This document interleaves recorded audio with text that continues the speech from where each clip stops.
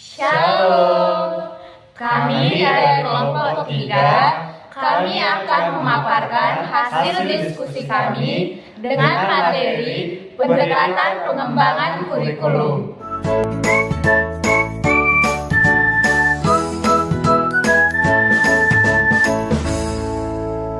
Dosen pengampu, Bapak Andrianus Nababan, MPD. Sebelum itu, kami akan memperkenalkan nama kami satu persatu. Perkenalkan, nama saya Lela Adelina Mandulang dengan NIM 2201011146. Saya Yohanes Simorangkir dengan NIM 2201011164. Saya Cindy Hasibuan dengan NIM 2201011167. Saya Bruno Batsek Hilafau dengan NIM 2201011166. Saya Sekat Sijabat dengan NIM 2201011158. Selamat menyaksikan. Pengertian pendekatan pengembangan kurikulum. Pendekatan dapat diartikan sebagai titik tolak atau sudut pandang seseorang terhadap proses tertentu. Istilah pendekatan merujuk kepada pandangan tentang terjadinya suatu proses yang sifatnya masih sangat umum. Dengan demikian, pendekatan pengembangan kurikulum menunjuk pada titik tolak atau sudut pandang secara umum tentang proses pengembangan kurikulum. Pengembangan kurikulum mempunyai makna yang cukup baik.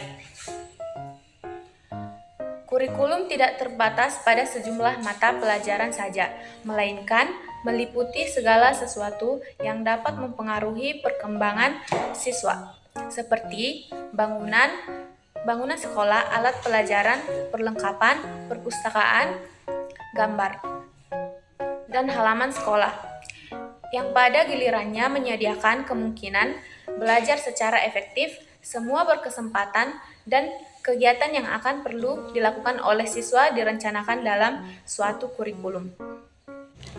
Dan akan dilanjutkan oleh saya sendiri, Sekat Sijabat. Selanjutnya, pendekatan pengembangan kurikulum menurut para ahli Gane, Topber, dan Elysia, bahwa pengembangan kurikulum adalah suatu proses di mana partisipasi pada berbagai tingkatan dalam membuat keputusan tentang tujuan bagaimana tujuan direalisasikan melalui proses belajar mengajar, dan apakah tujuan dan alat itu serasi dan efektif. Pengembangan kurikulum adalah suatu proses yang merencanakan menghasilkan suatu alat yang lebih baik dengan didasarkan pada hasil penelitian terhadap kurikulum yang tidak berlaku, sehingga dapat memberikan kondisi kegiatan belajar mengajar yang lebih baik. Taylor 1970 mengatakan bahwa kurikulum identik dengan pengajaran. Pengembangan kurikulum sama dengan merencanakan pengajaran. Oleh karena itu, apabila ingin mengembangkan kurikulum, yang pertama, apakah tujuan yang hendak dicapai? Yang kedua, pengalaman belajar, apakah yang perlu dipersiapkan untuk mencapai tujuan? Dan yang ketiga, bagaimana pengalaman belajar itu diorganisasi secara efektif? Materi selanjutnya akan disampaikan oleh saya, yaitu landasan pendekatan kurikulum. Terbagi menjadi 4. Yang pertama, landasan filosofis. Filosofis memegang peran penting dalam pengembangan pendekatan kurikulum. Maka, dalam pengembangan kurikulum pun senantiasa berpijak pada aliran-aliran filsafat tertentu, sehingga akan mewarnai terhadap konsep dan implementasi kurikulum yang perkembangannya. Aliran filsafat ini dikaitkan dengan pengembangan kurikulum. Yang kedua, itu ada landasan psikologi. Psikologi perkembangan dan psikologi belajar. Psikologi berkembang merupakan ilmu yang mempelajari tentang perilaku individu berkenan dengan perkembangannya. Dalam psikologi perkembangan dikaji tentang hakikat perkembangan, pentahapan perkembangan, aspek-aspek perkembangan, tugas-tugas perkembangan individu, serta hal-hal lainnya yang berhubungan perkembangan individu, yang semuanya dapat dijadikan sebagai bahan pertimbangan dan mendasari pengembangan kurikulum. Yang ketiga, yaitu ada landasan sosial budaya. Kurikulum dapat dipandang sebagai suatu rancangan pendidikan. Sebagai suatu rancangan, Kurikulum menentukan pelaksanaan dan hasil pendekatan. Pendidikan merupakan usaha mempersiapkan peserta didik untuk terjun ke lingkungan masyarakat. Pendidikan bukan hanya untuk pendidikan semata, namun memberikan bekal pengetahuan, keterampilan, serta nilai-nilai untuk hidup, bekerja, dan mencapai perkembangan lebih lanjut ke masyarakat. Yang terakhir, ada landasan ilmu pengembangan teknologi. Pada awalnya, ilmu pengetahuan dan teknologi yang dimiliki manusia masih relatif sederhana, namun sejak abad pertengahan mengalami pengembangan yang sangat pesat. Yang berikutnya yaitu jenis-jenis pendekatan kurikulum. Yang pertama itu pendekatan subjek akademis. Pendekatan subjek akademis ini merupakan bentuk tertua dari model lainnya dan biasanya suatu lembaga pendidikan atau sekolah sampai sekarang tidak bisa lepas dari pendekatan ini.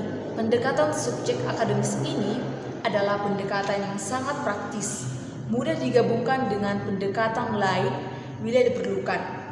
Pendekatan subjek akademis bersumber pada aliran pendidikan klasik yang berorientasi pada masa lalu. Pengembangan kurikulum subjek akademis dilakukan dengan cara menetapkan lebih dahulu mata pelajaran atau mata kuliah apa yang harus dipelajari peserta didik yang diperlukan untuk mempersiapkan pengembangan disiplin ilmu.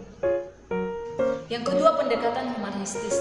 Pendekatan ini berdasarkan aliran pendidikan kepribadian menurut John Dewey dan J.J. Rawson.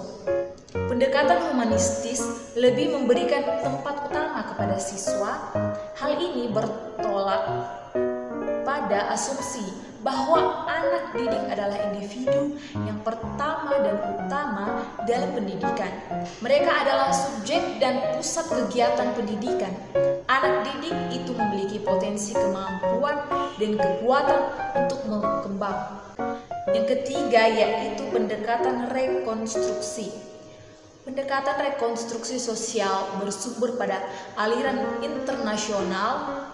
Pandangannya adalah bahwa pendidikan bukanlah upaya sendirian, tetapi adalah usaha bersama, kerja sama, dan interaksi.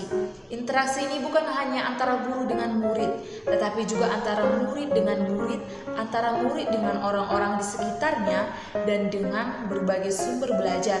Melalui interaksi dan kerjasama ini, para murid berusaha memecahkan masalah-masalah dalam masyarakat. Baik, akan saya lanjutkan materi kami dengan judul model-model pendekatan. Yang pertama itu model TABA. TABA menggunakan pendekatan akar rumput atau grassroots approach. Bagi perkembangan kurikulum, TABA percaya kurikulum harus dirancang oleh guru dan bukan diberikan oleh pihak berwenang. Menurut TABA, guru harus memulai proses dengan menciptakan suatu unit belajar mengajar khusus bagi murid-murid mereka di sekolah, bukan terlibat dalam rancangan suatu kurikulum umum. Yang kedua, model Saylor, Alexander, dan Lewis. Model ini membentuk kurikulum planning process atau proses perencanaan kurikulum. Untuk mengerti model ini, kita harus menganalisis konsep kurikulum dan konsep rencana kurikulum merdeka. Kurikulum menurut Merdeka adalah a plan for branding, seeds of learning, opportunities for persons to be educated.